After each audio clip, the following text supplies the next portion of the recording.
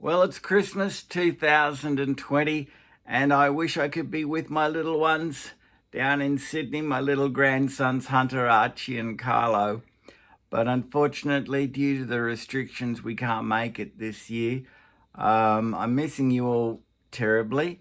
We're just going to have to reschedule and do something in a few weeks' time. So, a little bit of disappointment now, kids, but you'll get a pleasant surprise and we'll make up for it. We'll make up for lost time in January.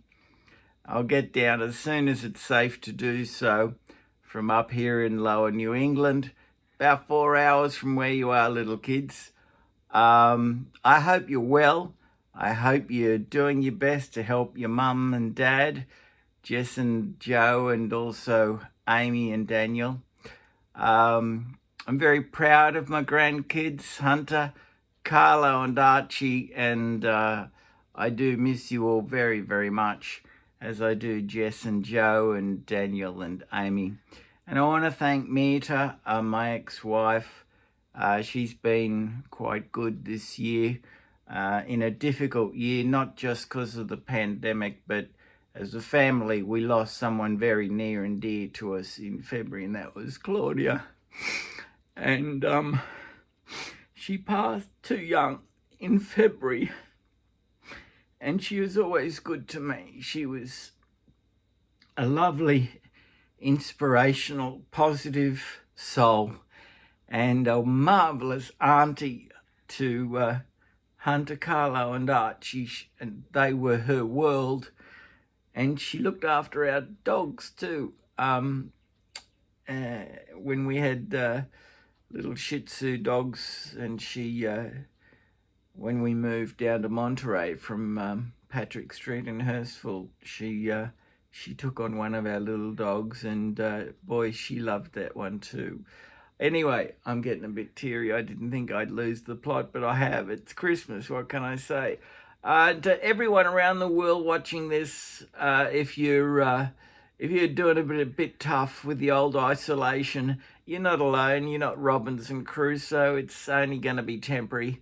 My barometer has always been, however tough life gets, it could never be tougher than what our diggers went through in the trenches in Gallipoli and at Korea and Iwo Jima and Pearl Harbor and all the other battles that some of us have been spared, that we haven't had to put our lives on the line like our brave diggers, and the women in the war efforts too in years gone by. My mum Barbara was in the war effort in World War II, and her dad, he was a second lieutenant at Gallipoli. And our generation, my dad has been fortunate to have not been called up for Vietnam, but to all who served and have come back and have experienced post-traumatic stress disorder, we're thinking of you too. It's not easy, and the ones who've served in Afghanistan and in Syria and the peacekeeping forces of Australia, America, United Kingdom, wherever, United Nations, we love you all. We're thinking of you at this difficult time, and things can only get better. There's a great song along those lines, and it's most appropriate at this time. I've just finished watching Carols by Candlelight on Channel 9, and it's probably another reason why I'm a little bit melancholy. If you get a chance to watch a replay of it on the Channel 9 network in Australia, Eddie Maguire hosted it with Lavinia Nixon. I love Lavinia. Who doesn't? She's adorable. They did a great job, and everyone who donated their time did a great job for the cause of World Vision. And if you can donate, and whatever you donate, that'll be matched equally by some very well-off but very kind benefactors. So that's a great cause. But the song that got to me the most tonight was Jerusalem. And David sang it, and my God, what a great voice. He sang it so well, Dame Vera Lynn would have been proud. She would have been in awe of the job that David did on Jerusalem tonight. Anyway, thanks to all who put that show together.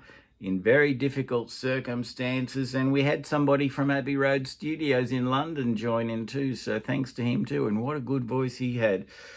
Callum, I think his name is. Anyway, this is all from Lord Reags, the Royal Colonial Boy of Australia and the Lord Protector of the Antipodes, the self-styled seventh great-grandson of King Charles II, self-styled Lord Protector of Australia, by virtue of the fact, by divine birthright I might add, but also by virtue of the fact that one's third great-grandfather was the Lord Protector of Ireland. So it's not just being a distant cousin, we're direct lineage right up to General Stanhope, Charles Stanhope, and right up to King Charles II by virtue of Barbara Villiers, the royal mistress, and Henry Fitzroy, their child, who was given titles by the king. He did not treat him like a bastard. He officially recognised him and dubbed him the Duke of Grafton, the first Duke of Grafton. That's enough from me. I can't wait to see my grandkids, and I know that'll touch a chord with so many other grandparents around Australia and around the world who have to be isolated for whatever reasons. I'm fine, by the way. My health's all right, but Sydney's been declared a red zone along with the Central Coast, so we have to have an abundance of caution.